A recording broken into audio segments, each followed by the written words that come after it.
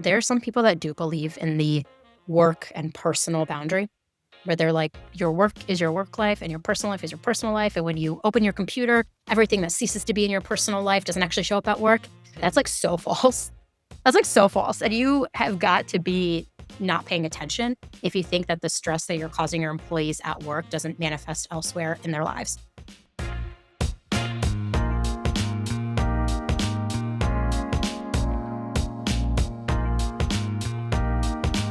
Hey everyone, welcome to another episode of the Circle Back Club. I'm Lars Gallian, and I'm here as always with my lovely co-host Aparna Ray. And this is a podcast for white-collar workers who have ever suspected the problem isn't us and want to do something about it. We started this project really to say out loud what workers are thinking and not saying in the all-hands meetings, performance reviews, emails that start with, as we navigate this challenging time. Or my favorite, now more than ever. And now more than ever, we need to talk about wellness. Specifically, we're asking whether the entire workplace wellness industry, apps, the stipends, the meditation subscriptions, the resilience trainings, are they actually helping anyone? Or is it just a really expensive way for companies to avoid measuring and addressing the real problem? We're asking today, whose problem is it really? And our guest today is Hebba Youssef. She's the Chief People Officer at Workweek and the founder of I Hate It Here, which is, to be honest, you guys, the only HR newsletter I read. It's actually really funny. It's so good. Your Instagram page is great. You've led people teams at fintech startups and media companies. You write regularly and publicly about the gap between what HR says and what HR does. And we are so glad to have you here. I'm honored to be here. I hope I surprise and delight everybody with some of the things I'm going to say today and maybe make people laugh. My goal is to laugh through the pain of this job. We expect nothing less. So I want to start with asking you both about your experience of wellness at work. You know, what sort of things have you participated in or even championed or implemented? And Hebba, we'll go with you first. Okay, so personally, I'll start with the personal story because I think it's pretty important because it really makes my judgment around wellness very clear. So in 2019, I lost my father, and in 2022, I lost my brother. They both had heart attacks, and my brother was very young. He was 42. So it was very triggering and traumatizing for me. It was my first real experience with like big loss in my life. Like I'd lost an uncle previously and grandparents, but no one as near and dear close to my heart as my dad and my brother. And I was really struggling in the workplace. I was like, holy cow, I don't know what to do. I'd never been to therapy. Therapy is like very stigmatized in the Arab community. In fact, I one time asked my mom to go to therapy and she just like kind of laughed. Now we're actively trying to get her into more therapy, honestly. But it's possible. I got my mom into therapy after I lost my brother. And it's very hard. It's very hard. Very like, hard. I think my mom was like, I've overcome so much. Like, why do I need a professional to talk to about overcoming this one next thing? And I think she's opened up to it quite a bit, but I had never been to therapy. I didn't know how to pursue therapy, but my boss, who had also lost her father, saw I was like struggling really hard at work. And she's like, hey, I really need you to get help. And I was like, I don't know how to get help. Like I literally was like, I don't know what to do. And so she sent me to our EAP, which I used for like the first time as an employee. And if you've ever used an EAP, they ask you a lot of like really serious questions at first to assess what kind of risk you are to get you the help you need. And it was like really scary too, because I was like, oh my God, who gets the answers to these questions? Like, does my boss know? And at the time, I was in HR. So I shared this saying, like, that was my first experience with our EAP, and I was in HR, someone who went and told people, like, oh, you could use our EAP. So I went through that whole experience, like getting therapy, trying to get my insurance to cover it, my insurance not covering it, finding a therapy in network, out of network was a whole thing. And it really like irritated me. I was like, I'm trying to actively get help to work on this really serious thing that like is like impacting my work. And now I have to jump through all these hoops. And after that experience, I kind of worked really hard every other place I went after that to make our benefit offering like the easiest and most frictionless one to use. But I still think there's like a major gap between employees needing help and actually getting the help because of all the hoops we sometimes have to jump through to get coverage, care, the EAP situation. Even if you call your EAP today, they're going to ask you those serious, it can be scary for anybody who's never pursued help. And so I think like as an HR leader, my job is to make it as frictionless as possible simply because I experienced it and thought it was pretty bad myself. Yeah. I think coming back to work after loss is already so hard. And then you're, like not knowing how to use the services or even what they Yeah. are and what you're going to be out of pocket is so hard. Lars, what about you? Well, now I'm reflecting on being at work after loss, and Heba, I'm so sorry for the back to back. That's yeah. Thank you. And grief is weird and doesn't know time. Um, yeah. Yeah, being at work after having someone die is so weird because it's like, why isn't everyone grieving? Why aren't we Yeah. can't we stop everything? So yeah, I'm just feeling that. Sorry to come off hard with my grief, but I try to talk No. about it as much as possible because I just think people are so scared to say they're not okay. And I'm kind of one of the first people who's like, I am not well. Let Yeah. me tell you why. Like, I'm still trying to actively process grief from years ago while navigating a world that just feels more increasingly like unsafe for anybody who's struggling with anything. Yes. Yeah.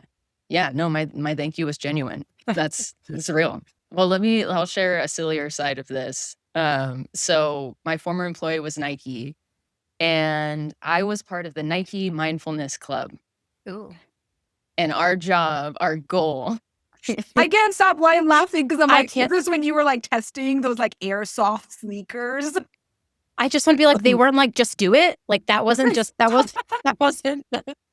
mindfulness. Just do it. Like, Just if I do it. worked, I'd be so embarrassing if I worked there because I would add that to every sentence. Oh Oh, yeah, you're sad? Just do it. just do it. Oh my God. We sorry. were trying to just do it with like campus wide meditation, sound baths, and it was really cool to meet with people and do actual meditation and practice at work. It was also a mess because you're in a large corporation. So you're like, what's the business case? Let's get an executive sponsor. How do we scale this? Half of us were in HR, but we had no influence in creating programming like this in HR. How do we get people to do a 10-second breathing exercise before meetings? Is that going to help? Mm. It was hard. It was weird. It's like because and I think we're going to talk about this today of it was still from the approach of the personal versus the collective. And so it was just scaling a business effort, but insert sound baths, And so that was hard. It was weird. But I still have my shirt and we did some cool things. So I'm proud of it too. What about you, Aparna? Yeah. So, when I think about workplace wellness, the thing that comes up for me is like my experience of having W-2 jobs in my 20s. And I've been an entrepreneur for a long time. So I, notably have not had W-2 employment for a long time. But in my 20s, I worked at two different organizations that did some variation of a fitness or a weight loss challenge. And it was tied to your health insurance. No. It was tied to your health insurance. It was don't like you can get a understand. break on your premium if you participate in this fitness challenge. And this is like early days of us having like smartphones and smartwatches. And yeah, the just kind of the stress as being, I've always been a little chubby. And this was so stressful. But they would literally bring in fitness instructors and they would be like a staff, like 6:30 or 7 a.m. group fitness thing that you would regularly be invited to participate in. But I would say even as recently as 2019, my then business partner wanted to do a holiday weight loss challenge. And this is okay. Welcome to the Circle Back Club where we talk about losing siblings. But this was literally a month after my brother had passed away. And I was already at like the lowest weight I had ever been. And I think back to this moment where I was like, why was my business partner suggesting we do a company-wide weight loss challenge in the month of December? Anyways, since then, I've definitely, I think even more than therapy, where I've found a lot of healing is in this podcast called Maintenance Phase. And if you all have never listened to this podcast, it is the funniest one. And they've done multiple episodes on workplace wellness and especially in Fortune 1000 companies, tying health insurance to employees losing weight and working out is just it is so insane.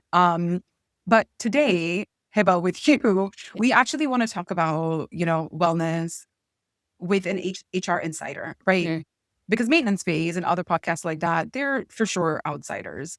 And yeah, thoughts before we move on? First of all, the episode of The Office where they all try to do the weight loss challenge Yes. came to mind. But like I too have been at organizations, they're like, everyone can join this fitness club and we'll track this and track your sleep and track your weight. And I'm like, first of all, that's like none of your business. Second of all, like I grew up in the era of if you were like the hair, the thinness was very in when I was growing up, and I was not the thin. I was Yeah. like athletic built, like had curves before I even understood like sexualization of women. Like there's so many interesting things that like impacted how I experienced the world growing up, to only get to like your professional years where you think like, this is it. People are really going to get me. Like, we're going to go to like a different level, to then have your company be like, we should all lose weight together. I'm like, how about no? About we don't do that together. So it is interesting seeing that, 'cause when I entered the workforce, that was very much the trend, right? Like, let's talk about fitness and wellness from a sense of how thin and in shape you are. And I do feel like the conversation has evolved so much since then. And like Mhm. COVID, I think like rocked us, where it was like, oh, everybody's suddenly at home. Oh, we're all collectively having kind of like a breakdown with how we've always operated to how we're going to have to operate in a post pandemic world. And I think that brought more and more conversations to light around wellness being more than how much do you weigh and how fast can you run. It's like, how are you taking care of like your mind, your body, your spirit? It all became like an encompassing conversation. So like when I think about wellness now as HR, I'm not thinking about like how much do my employees weigh. I'm actually thinking about like how are we supporting their brains is like kind Mhm. of where I'm at, especially where we've seen like mental health has been at I feel like an all-time low. Like we have seen more instances of really awful things happening in the world, and there's been so much job loss over the last few years that it's messing with like the psyche of everybody. When I'm approaching programs, my first thought is how are we supporting the mind of our employees? Are we giving them a place to feel safe to say I need help or not? And I think that's the conversation a lot of HR teams try to have. Where I see it go sideways a lot is when it comes back to being tied to business impact. Mhm. 'Cause I that's like a weird conversation to have, no? Like, "Hey, we're gonna launch this mental health initiative, get people access to therapy. It's gonna make our business better." Yeah. That just feels like such a Yeah. weird concept, but all the studies show, like, when you invest in that stuff, like, your healthcare costs actually go down. So it's like, how do you as an HR person try to walk into that conversation and not just make it about the business and actually make it about the people? So, like, that's a little bit about what I've observed over the last, like, 15-ish years, and the things that I'm excited about today are, how are we actually supporting the employees? Are they really using the benefit or not? If they're not using the benefit, why are we offering it? Like, Ooh. maybe they need something else. Eh. Okay, you've already jumped the gun with Sorry, the health piece. sorry, sorry. I could Well, never I'm just thinking about, like, a weight loss thing right now would be just a wild situation. Like, I okay, wild. but it's not totally wild, right? Because now employers are offering GLP GLP-1s I was gonna say to this. bring employees in, right? And I Yes. 10 years ago, fertility benefits were that carrot where, folks were like, "Oh, you don't want to spend $30,000 on IVF? That's a benefit we offer." And now it's like, "Oh, you Yeah. don't want to spend $30,000 on GLP-1s? That's a benefit that we're offering." So, It's I'm so torn on this one because I just made a TikTok about how Deloitte is scaling back some of their benefits. It's like just broke news last week where for internal staff, if they're not revenue driving, they cut benefits like the $50,000 benefit for IVF or adoption. They cut their parental leave from 16 weeks to 8 weeks. They're not doing pension accruals after 2026. And they cut some of their PTO. yeah. And in the comments of this TikTok that I made, somebody was like, I work for an employer and they had offered GLP-1 up until this year. And they said they're not going to offer them moving forward. And Mhm. I do think, like, the GLP-1 coverage conversation is really interesting. The reason I've seen employers cut it is because it's so expensive for the overall healthcare cost for the company. They've, like, done the analysis, and they're like, "It's too expensive, and we're actually seeing our benefit costs go down." But you're right, is GLP-1 coverage, is it weight related? We all know, like, the more overweight you are, the more likely you are to have 1, 2, 3, 4, 5 diseases. It's directly related to, like, your cardiac health, your heart health. So I'm not a doctor, nor am I a GLP-1 expert, but I do think like that conversation around should health insurance cover that or not is a really interesting one, because it's had impacts on like addiction, people's diabetes, obviously, but I think it is such an interesting drug that we're going to learn more and more about, and how it impacts people could be wildly different. It's been known to help with people who have like PCOS, and like so there's expounding research around it. That's not even a word. I just made that up. But GLP-1s, that shouldn't be this conversation, but it is really interesting to have that one.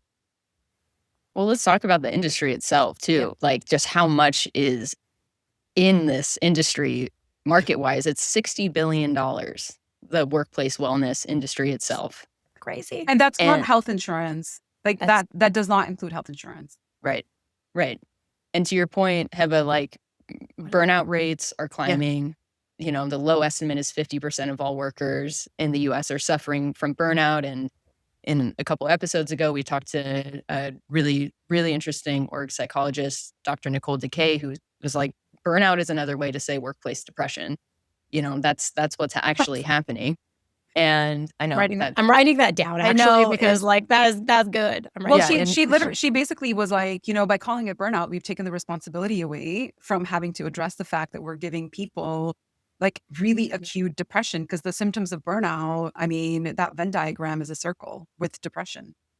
Yeah. And I think for what we can talk about, I'm sure we're going to talk about is, you know, for the workers, they may not even know what benefits they have or what rights they have or what is feasible for them to be addressing in the workplace. To your point, Heb, about what are the signals to the worker that they can disclose real issues that they're having and want to engage their employer to help them. Right. And I think one thing that I want us to be really careful about is like, we're not saying all wellness efforts are fake, right? Or performative, but there's one thing that we've noticed is that we're turning a structural problem into a personal problem. Mm-hmm. An organization not knowing how to support employees that are coming off of bereavement leave, which is usually only 3 days long. 3 days long, right? That'll do it. Right? Totally can get over my grief in 3 days. Super chill. Super chill. Or the bereavement doesn't even cover things like child loss, like miscarriage coverage. Like it really irritates me that bereavement doesn't cover that a lot of times. I'm like, come on. Loss can look like different. You can lose a pet and that can have just the same impact as like losing a person in your life. Like we can't be playing the game of who gets to play grief more, like the grief Olympics. I'm not doing with my policies. Yeah. And, you know, one thing that came out in our conversation with Dr. Nicole Decay is just how much the way work happens, especially in the United States, but possibly also in just, you know, I think global north. And increasingly we're exporting how work happens to other countries as well. Like the truth is that it's making a lot of us really sick. And the answer to that is not a sound bath, although a sound bath is really lovely and relaxing. So sounds nice, it actually is really nice. I can rock a crystal bowl. Just so you know. Now, it brings up the bigger point that you were making earlier. Like my problem with self-help books, sorry if you are a self-help book reader, I'm not trying to make a problem. It always tries to make you the problem. And sometimes I'm like, I don't actually think you're the problem. The whole system's the problem. But then like, how do you as an HR person solve for the whole system is really hard, especially when a lot of our solutions are point solutions for the individual. Yeah. Yeah. And we also, a lot of what we end up doing in the show is looking at the topic from the lens of liability. And, you know, when we are seeing the pattern of whatever that risk tolerance is moving from the company to the worker, we got to put a flag up. So if we are inserting a wellness program and only measuring use rates and some loose correlation to productivity, as opposed to focusing on the actual health of the employee, because that liability would be put onto the employer, what's actually happening? And so I think another way to look at this question is, are leaders and the company signaling care without actually requiring that behaviorally employee to employee? And what do we do with that? So much to talk about. Well, okay. The first thing that I want to talk about with you is you write for an audience of HR people, leaders, people in culture, maybe even like DEI folks, right? Like this umbrella. And there are people who are both administrating wellness programs, but in many instances, and I see this a lot in your newsletter and in your content, is like people are exhausted. These people in these roles are also really exhausted. And I'm curious, like, what are you hearing from people leaders about what's actually working versus what's theater that they feel like they have to participate in? Yeah. To come back to the HR people, they are really tired. The emotional labor of doing HR in this world right now, I feel like is at an all-time high. There was like a study from LinkedIn like a few years ago where they noticed that HR people are changing jobs the most. And they tried to relate that to burnout. Like HR burnout is on 90% of HR people are changing jobs every year or two. Like it must be burnout. I don't know if who's done a real study on that because I would love to know. Because so think about that. Like as we are trying to solve for the well-being of our employees, we are also struggling. So I think like that kind of should cloud our lens a little bit. And I think when you're thinking about like what's working and what's not, like when I hear from HR people, what's not working are things just like apps. Like, here's an app to do this thing, or we got you all Headspace for a year. Enjoy. And like some employees, like we got Headspace for free for a year because our insurance has like an agreement or whatever. And some of my employees were like, this is amazing, best benefit ever. And everyone else was like, cool, another meditation app. Thanks. And so I think like you have to think about that too, is like some things are working, some things aren't, and some things will work for some people and not for all people. So the meditation app was one where I kind of like rolled my eyes, but my employees were like, actually, this is like so fun. And we love this. And I was like, okay, maybe I'm the problem. That maybe like that's just not for me. But when I hear from HR people on things that aren't working, definitely those types of like random one-off solutions that they think fit the need for everybody. Or the dreaded like mental health workshop. Like we're going to solve all of our mental health issues within a 60-minute workshop. It's just not going to happen. And I think what's actually working are benefits that the employees come tell you that they want and need more of. Yeah. And for us, that can be anything from like we covered more therapy, we gave them access to this other thing. A lot of people are really on like an Aura ring kick where like they gave their employees Aura rings and now everybody can figure out if they're sleeping enough or not. I know people really like that benefit. So I think it's hard to answer like what's working and what's not because I think it depends on the individual. And I think as long as there are people in your organization who are saying they're deriving value from it, then potentially that solution is working for them. Okay, quick note about the Aura Ring. I read this report over the weekend that essentially said that all of these trackers, yeah, They don't work. I have Garmin. Yeah, I have the Garmin, and I got the Garmin because people were like, Garmin is the best at like, if you have fitness goals, this is they're wrong 30% of the time. And I think What? it's the Yeah, Apple Watch is like the most accurate for some for metrics. some metrics, but Yeah. most of them are wrong. Yeah. Like if you're trying to track your workout to see how many calories you're burning to like then eat in a deficit, most often than not, it's not right. Yeah. I only use it to track my heart rate because as from a family that has a heart health issues, like the heart rate is the thing I care about. But even that can be wrong too. Correct. So it's Yeah, Lars's face. I mean, Lars. I've never done it, but yeah. Yikes. In so every episode, Lars will like start to turn a little red. Yeah, I'll turn progressively. I'll be a tomato by the end of this for sure. is it the anger inside? You're like, why are we all buying these stupid wearable devices? Yeah, even the Whoop. They like did all the Whoop studies because everyone's like, the Whoop is the most accurate. Wrong. No, wrong. Yeah. But I like my ring. To be very clear, I do like that it tracks my sleep. And I'm not even sure it's the best at tracking sleep. I think your Apple Watch is. Yeah, I think the Apple Watch is. I can't wear a watch when I'm sleeping. I'm trying to sleep. Like I don't even wear, other than my Oura ring, I don't wear any rings when I'm sleeping. Like how would I wear a watch? Anyways, okay. Yeah, Back to your it's initial awful. question, what's working and what's not. Mm-hmm. I think a lot is like not working, to be clear. I also think it's really hard to solve this problem because we are individuals who each need something different. So like my thought, like how I sleep with myself at the end of the night, thinking about our benefits is we have like really good contribution. So we cover like 100% of a plan, 95% of another plan, 85% of another health plan. And the health plan is pretty comprehensive. It covers a lot. You can get access to therapy, access to other resources. And I just tell myself, like, if we're taking most of the burden for the employee, like we're covering 85% of their healthcare costs or 95% of their healthcare costs, then potentially that could be the thing to get them access to what they really need. Mm-hmm. And I just keep drilling my employees with, here are the benefits we have, here are the benefits we have, here are the benefits we have, read your benefits, talk to the broker. We have a broker who can answer all your questions. So that's what I do think works, is like creating an opportunity for people to get access to the care they really need. Yeah, and I think we just want to scale it all the time. It's like, what's the one thing? And then that's it. And then there's the other side of the house of who does take advantage of the benefits. Oh, yeah. So, and I think you've talked about this as well, that manager usage is as high as 87%, where it's down to 41% for staff, individual contributors.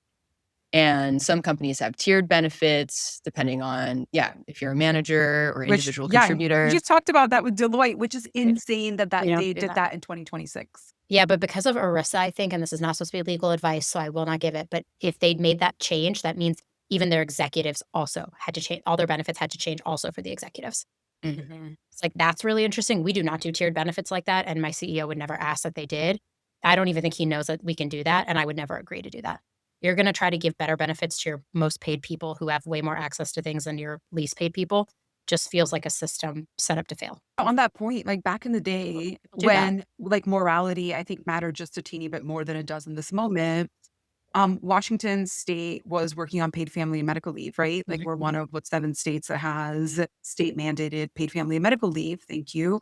And it came to light that Starbucks had tiered mhm, benefits mhm, for store workers. I don't know if you remember this, right? So people that worked in the stores had shorter parental leave than people that worked in the headquarters, which I just want to point out the hypocrisy that if you have a job where you're on your feet 8 to mhm, 12 hours a day, mhm, you likely need more recovery mhm. time than if you're sitting in a comfy, ergonomic office chair. Genuinely why I think I could probably never work at a big corporation. I've worked at 4 venture-backed startups.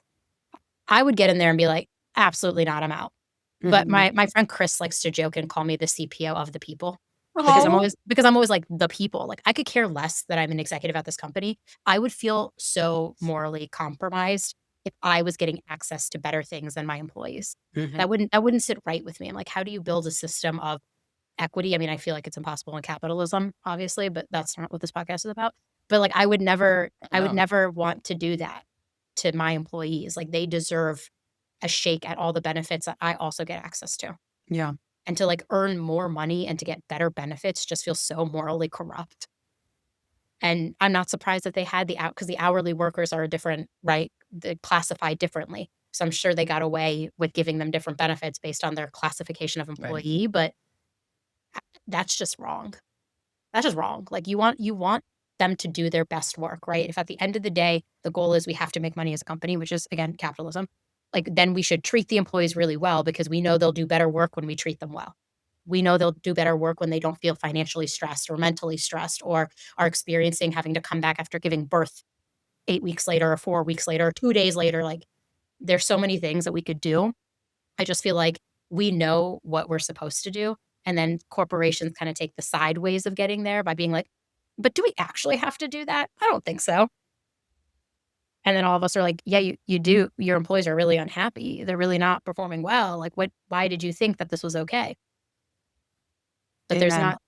there's not enough, collectivism in our, workers' rights to actually get the rights that workers really want. Yeah. Full stop. It's Okay. really hard. Okay, speaking of collectivism, I want to switch gears a little bit to talk about families and communities. Of course, Yeah. as like 3 childless adults, we could totally have this conversation. Nonetheless, but No nonetheless, children in this house. Just books. um, bless our partners. Nonetheless, we do have families, we do have partners, we're engaged in Caregivers. community, we are Yeah. caregivers. And when somebody is burning out or mentally unwell and there's no support at work, the strain does land somewhere else and it comes home with us. And what are you noticing? Like, how often is that conversation being had in HR spaces, in the HR data that's getting collected? How often is it getting named, if at all? Oh, that's such a good question. There are some people that do believe in the work and personal boundary, where they're like, your work is your work life and your personal life is your personal life. And when you open your computer, everything that ceases to be in your personal life doesn't actually show up at work. That's like so false. That's like so false. And you have got to be not paying attention if you think that the stress that you're causing your employees at work doesn't manifest elsewhere in their lives. They did that Mhm. article that came out like last year that was like your manager has more of an impact on your mental health than your partner. And I'm like, Yeah. I know I've had some bad managers. So like I can attest to that. That is definitely, but then think about that. So like I don't know many people that are measuring that though. Like you can ask questions in like an engagement survey about like overall stress. But do you think an employee would be honest if you asked on an engagement survey, like, are you experiencing financial stress? Yes. You think they would? Yeah. Oh, Yeah. yeah. I think that they would. And, back in the day, like, when I was like deep in data and organizational climate, Yeah. studies, yeah, we would ask that because that is fundamentally a part of workplace health and well-being is the extent to which you're Yeah. struggling with your finances, right? That's Or your number one stressor, number one cause of divorce. yeah, I mean, money is the number one stressor. And if you're not making enough money to survive, then yeah, obviously that's coming to work with you. That it also is the most important metric for us to be looking at, period, for any kind of collective movement work. Like class struggle is it, whether or not you have access to a middle class job. I think in our last episode, we talked about that 60% of workers are living paycheck to paycheck. Yeah. Mhm. Yeah. Yeah. So yeah, Kills me. All the studies, yeah, the one that were like, we Americans only have like not even $1,000 in savings to cover emergencies, that type of stuff. It's so interesting. I have a potentially kind of dark thing to say. I don't know if many HR people are measuring that because I think they don't know how to solve a lot of those problems. And if they measure it and it's in the data, then maybe they will feel compelled to solve it we're and liable. or liable to solve it. That's the other thing is like, do I want to ask a question like when the one thing I encounter with managers is they're like, oh, I can tell that person's suffering, but like I don't want to ask them about it because then I have to reply when they tell me what's going on and I don't know what to say. And I'm like, I don't really think that's like great either, you know? Like my boss when I lost my father, like she had lost her father very young in like her early 20s. So she knew intimately the signs of someone suffering. She was able to look at me and see me suffering and like recommend a path forward for how I ease the suffering I was feeling and the grief. But like not every manager is equipped to do that. And a lot of managers are worried about saying the wrong thing because then they wade into this area that they think is legal and then they don't know what to disclose either. They're like, "Should I tell HR? Do I not tell HR? Actually, don't tell me. You go to HR. HR will deal with you." So I think it's like very a tricky place to be, but that doesn't absolve us of we still feel the impacts at work. So like it would behoove, I don't know what is going on with my vocabulary today, but it would behoove us to measure it, learn it, acknowledge it, and then have steps in place to address it to the best of our abilities. But I do think that like legal gray area scares a lot of people and they start to think, well, now I'm overstepping into something I shouldn't even step in and I can't actually control this. So why am I stepping into this? I feel like I'm Yeah. giving you all a lot of politician answers where I'm like not straightly answering it, but I'm like kind of dancing around answering it, but it's hard. It's all theoretical because we're in a system that's bureaucratic and individualized, and so, like, it's not unreasonable for a manager to struggle and have those thoughts because everything you are liable, like, you are put that's just what the system that we're in. Yeah. Um, and I think that the question is, especially for HR people listening, of, like, how do you help workers to especially the person who's thinking about the wellness benefit as, "This is just for me. I'm in my individual mindset. I'm responsible for this change.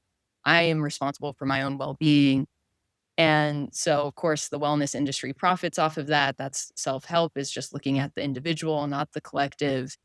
And I think to build the systems that you're building have of, like, helping people be responsive directly to an individual need and help solve for it collectively. Not that I am responsible because I am your manager, but we are responsible for our collective well-being. Heady question, but, like, how do we address that? Like, what do we do with the fact that we see it as an individual problem? How do we move people towards the structural? Oh God, what a loaded question. On the note of like individual problem, we talked about the manager thing where managers are accessing the benefits more. It's because they feel the freedom and the protection to like dictate how their time is spent probably at work more than an individual contributor does. So I would say start by looking at your who is benefiting from the current benefits you have in place. And if you do have that disconnect between managers are making more benefit of it than individual contributors, start there because I actually think you as HR could create time and space within your system to let people get the help they need. Like, we don't need to be in meetings 8 out of 8 hours a day. In fact, when I'm in a meeting for 8 straight hours, I'm like, this is a waste of a workday. Like, half of these meetings could have been asynchronous. I also like my 2 co-founders, when I was interviewing to work with them, I asked them a very saucy question, which I later on disclosed at an event in Europe, and the room was like silent when I told everybody I asked this question. But I asked them if they were in therapy actively. I said, are you two, like your two co-founders, are you in therapy and do you have a professional coach? And they both were like, yes, we're both in therapy. It's actually visible on our calendar. And we both work with a professional coach together and separately. And I said, great. And they were like, why'd you ask that question? And I said, first of all, I, as your CPO, cannot be your CPO therapist and professional coach. I'm not qualified to be your therapist or your professional coach. I'm only qualified to be your CPO. So it helps me to know that you're taking care of yourself. The second thing it told me was that they thought it was important to work on themselves. So when I started, I was like, I'm so glad it's publicly on your calendar. People can see when our founders are in therapy. And I think taking time in the middle of the day to take care of yourself, if you can learn to destigmatize that at an organizational level, where someone can say, I need to go to therapy in the middle of the day. I have to take this hour off. I need to go drop my kid off here or caregive for my parent. If you already have that energy in your environment, I think you start to chip away at this societal problem of I don't have time to take care of myself.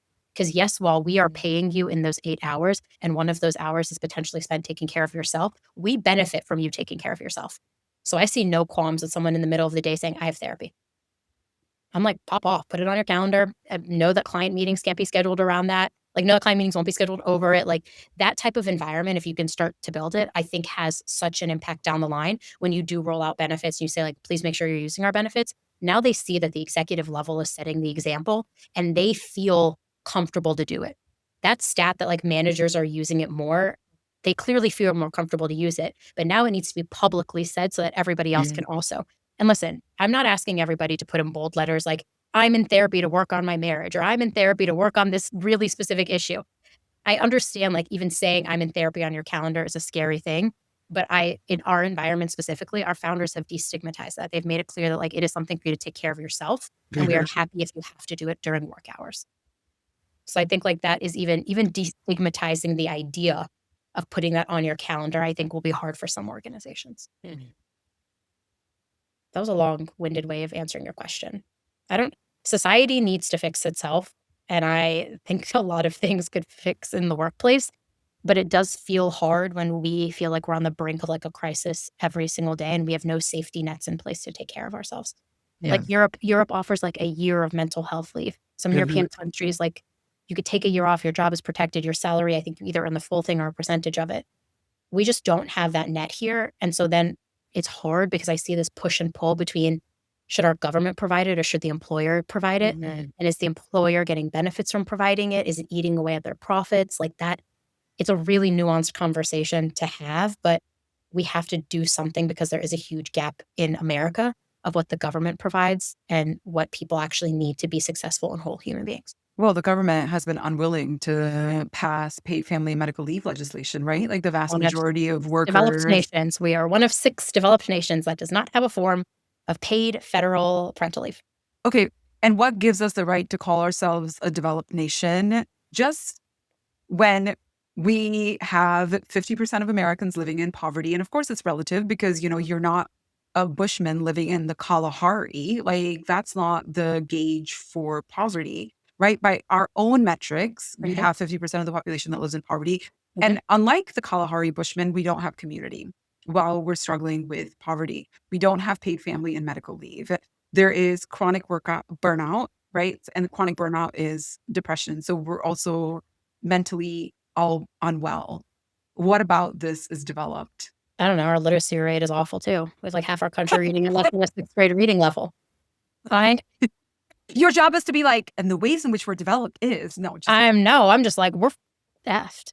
Right? Like, it is really, some days I honestly feel so weird because I wake up and I'm like, I am gonna send emails today. And then I like think to myself, like, AI is taking clean water, it's impacting our energy and our environment, and then we are multiple global wars going on, and dissatisfaction at work is at an all-time high, and engagement is at an all-time low. And I feel like I'm masquerading as like corporate capitalist Barbie someday. Like it is such an interesting place to be where also you want to change it for others. Like, I did not love my workplace experiences the first 5 to 10 years of my career. And when I entered HR, I was like, I will not be the HR person who lets people get away with like microaggressing people at work, making sexist comments at work. I will not be the HR person who buries sexual harassment and assault at my workplace. Like, that is not going to fly with me. So I went in it to like fix the experience others were having. And that's like naive to a certain extent because the people are still experiencing the system in the world that I can't fix. And so there are days where I feel like I'm trying so hard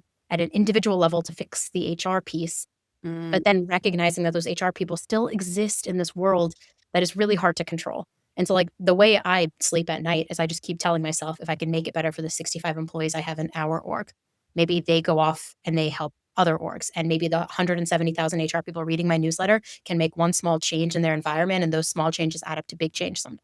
But there is this bigger question of collectively, if the system is not serving but a small percentage of people, what are we actually doing in this world? The first thing we have to do is stop pretending.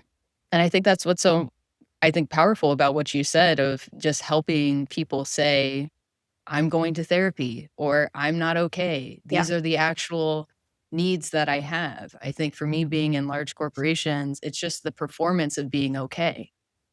Yeah. And it's not real. Like we're a culture of avoidance.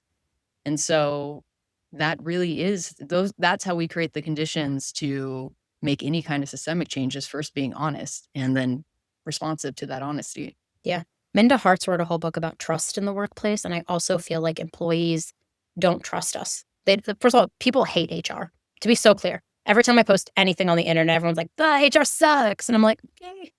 Actually, yes, at a lot of places HR does suck, but like I'm trying to make it a tiny bit better, right? But it is interesting because like the trust for HR is at a low as well. yeah. But because there's so many bad HR people, I don't want to be like, go disclose to your HR person all the things you're dealing with because Right. we all know Right. on this call, the average HR person might do nothing or worse, might retaliate. Hmm. And so it's also like, how do we build back a system of trust? It's really hard when corporations that are uber profitable are laying off people in droves or cutting benefits Yeah. in I droves. was And just so, thinking that. I'm like, how can people not, it's like, hi, Beth Galetti, what are you doing? What are you doing? Almost 100% of your warehouse workers live in poverty, and you're laying off 30,000 people. another top comment on my TikTok about the Deloitte benefits was, well, they don't have a warehouse for us to set fire to. Oh, But like socially, the social distrust of organizations. So like then you're talking about well-being, which is again, like we go back to the well-being topic. I am not a trained expert in therapy, I'm not a trained health professional.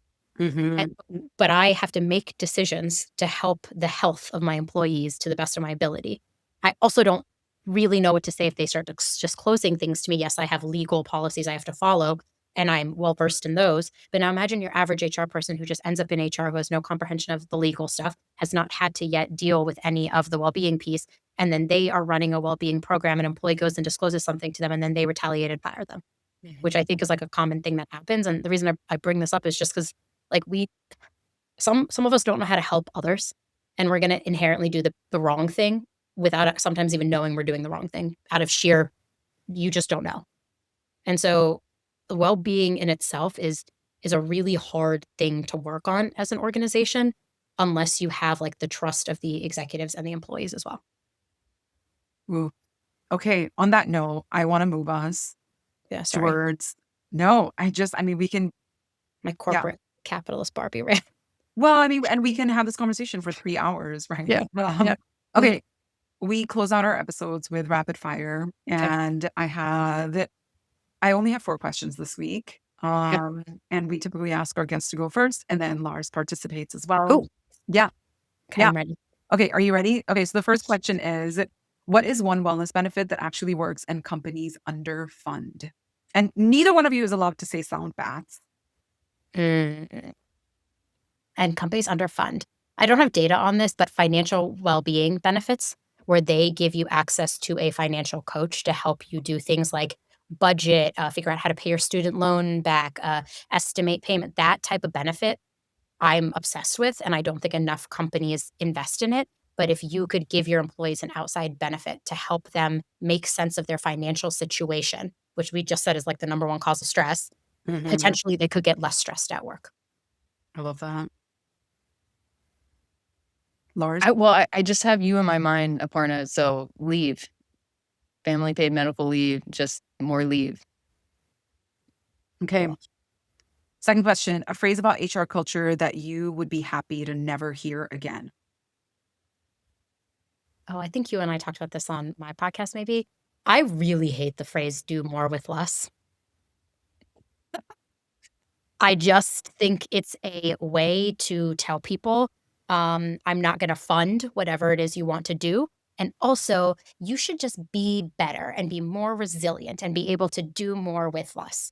Is that kind of the phrase you're looking for? Because that was the first one that jumped into my head. Okay, but also the first lady told us that we should be better. So no comment. I'm so over anyone telling me to be anything other than what I am. Sorry. Also, that was like a throwback to Gavin DeGraw, and I'm not a fan of his right now. But, yeah, I don't when people are like, "Oh, like, here's a challenge, do more with less." I'm like, "Here's a challenge, no.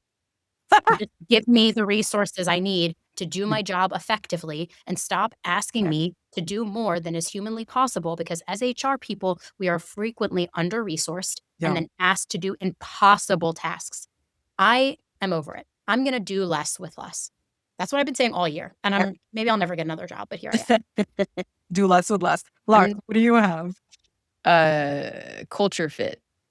Oh, okay. A company that's doing something genuinely right when it comes to wellness. mm. Okay, this company, Cakes, someone told me the story. Cakes, they are nipple covers. I don't know why I just did this as if I was covering nipples. Great, great. We should cut that. Oh, I'm just kidding. Cakes is giving all employees, it's like $32,000 a year, I think, last I looked, for daycare benefits. Oh, love So I that. thought that was great. The Wow. other thing to think about though is that is taxable income. That was my first HR. When someone told me the story about this benefit, I was like, but that's a taxable benefit. And they're like, yes, but the average cost of daycare is so much that they don't care that it's a taxable benefit. It actually helps them in the long run. So they are giving their employees money for daycare. I love it. Lars. I have been crushing on Duolingo. Mm. I love that this is not wellness necessarily answer, but the company itself, I love that they're in Pittsburgh, first of all. I think that's a cool place to choose the headquarter. But they haven't laid off a single employee since they moved to their AI focused Mm. strategy. And yeah, the CEO was like, this isn't a strategy to save money or to replace humans. We just want to do more and get closer to our mission. And it's not a wellness program, but I think there's a reason why they're 4 out of 5 on Glassdoor. So I've Yeah. just been crushing on them from the side. They also have a ton. Hyper user of Duolingo here. Yeah, I have an unbroken, like almost a year-long streak. Dang. The only streak I have is reading every day. So I'm on day 10,000 and like 97 in a row. Holy moly. Wow, That's I read amazing. incredible. I read every day. The clear hence why I was like, "We're in a literacy crisis, like, people can't read. I don't know what they're doing." That's a whole other there is a creator called Brit and her books, or Brit loves her books, Mm. who does these whiteboard talks Love with I will send it to you both, and we'll would put like it to in the watch. show notes, and protect Brit and her book. Mhm. Okay, last questions. Yes. If you all could strip away everything companies are currently spending on wellness Mm. and rebuild it from scratch with the same budget, what would you prioritize? This is such a good question. Um, Potentially, like, an external therapy resource, because my issue with, like, going through your insurance to get coverage, it can be really daunting. And so I'm like, is there a good therapy platform out there that I could tell all of my employees, like, you could sign in today and get a therapy session with a licensed therapist specifically focused on the area that you need the most help with in under 30 minutes? That would probably be where I would invest my money rather than telling everybody, you have to go through your insurance and find someone in network. And then here's a website to search to find someone in network. And then you have to call them and then they have to see if there's an appointment available. I don't know. Maybe that's just me. I want people to get access to more therapy because a lot of our issues that come up in the workplace are issues from either that could be brought up from like a childhood, a past experience, and we haven't worked through a lot of that. And then it manifests in the workplace in ways that like people who aren't educated don't know how to navigate that and instead are like, it's a crisis. And Right. you're like, relax. Just let the people get the help they need. Yes, more therapy. Lars? Mine is like a lot of what we talked about today, actually. My dream is, I think what you're doing, Heba, is like literally responding individually to people and creating customized wellness programs or resources based off of those needs. And I'm also, this is a, I don't know, I don't know why this came to me, but I would be really interested in looking at people's productivity seasonally Mm, and having that also next to actual employee health patterns and then seeing, yeah, what would come through. I wrote that down. That'd be cool data. Right? I need more people to be doing research, honestly, because I'm really tired of reading these like 1,200 people responded to this survey. And I'm like, there's not enough people. I also don't know what I'm going to do with that. So like that would be really interesting. I am probably less productive in the summer because I want to be outside. Yeah. Same. I'm like, I need vitamin D. I need everyone to stop talking to me when the UV is greater than 7. I need to be tanning with my SPF 50 on my face. Okay. So I just need to be not doing work. So that would be a really cool study to see people. Okay, Yeah. fun fact that I learned from NPR, thank you, NPR, is you know how these red light masks have been all over social media and how at least as like women identifying people, we're supposed to like put this mask on our face and get the red light? You have one. I do. Okay. Of course I do. I've had one for Okay. like 4 years. No, It probably doesn't work, is what you're going to tell me. no, no, no. Okay.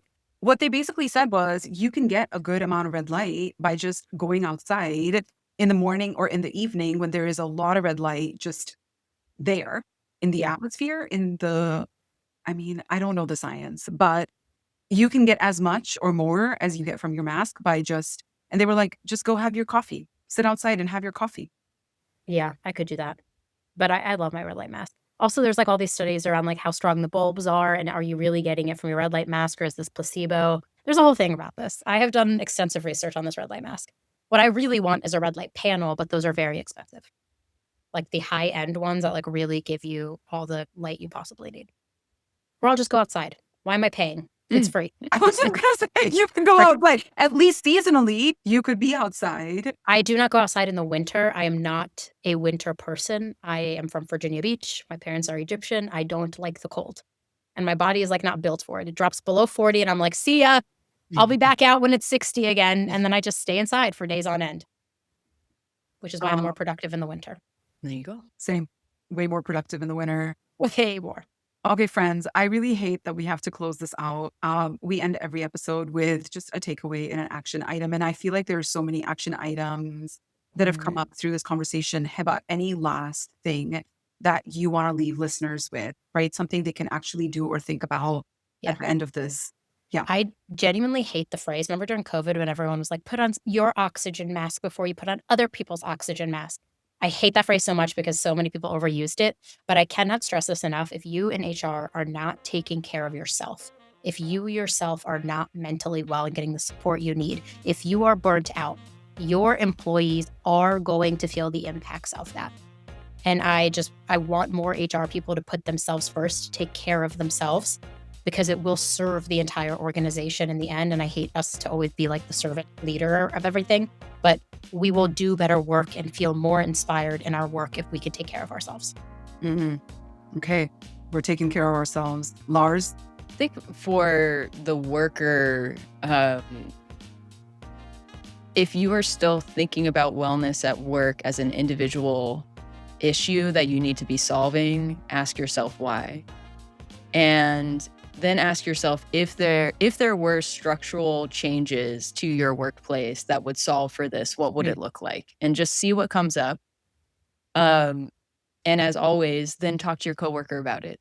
Have a conversation that, whether or not you want to talk about it from an individual level or a structural level, have it become a we, and then see what happens.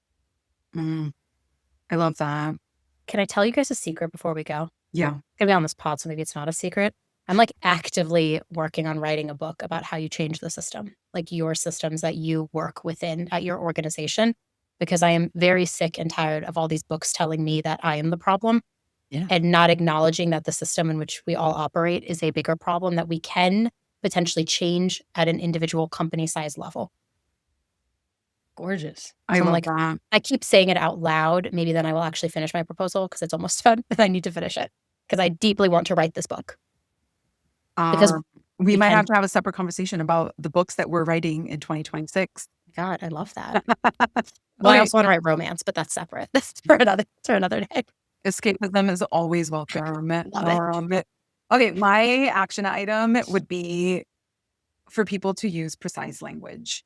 I think people Mm, use words like burnout, PTSD, or trauma very loosely, very, very loosely. agreed. And these are things that have long-term consequences for people's health, for their family's health, for right, like what kinds of autoimmune diseases their kids are going to have. And Yeah. so, yeah, I just think it would behoove us because we're back to the early Moving. 19th century. Sorry. It would behoove us to use more precise language to talk about some of these things that are not a joke. So that's what I have. Yeah. This has been such a fun hour of my life. Um, Thank you for being with us. Oh my God, thank you for having me and letting me yap. We're here to yap.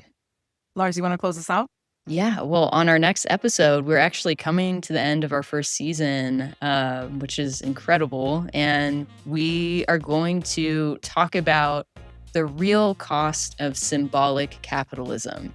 We're going to talk about what that means and hopefully how to shift our behaviors to create liberation for all, especially at work. So don't miss this one. And as always, we want to hear from you. So if you have a story you want to share, please reach out. We will continue to weave in listeners' stories throughout our show in hopes of building a community where you know you're not alone. So you can send us an email or an audio recording at hello@circleback.club. And thanks to everybody that already has. Yes, thank you. I'm Lars. And I'm Aparna. We'll circle back.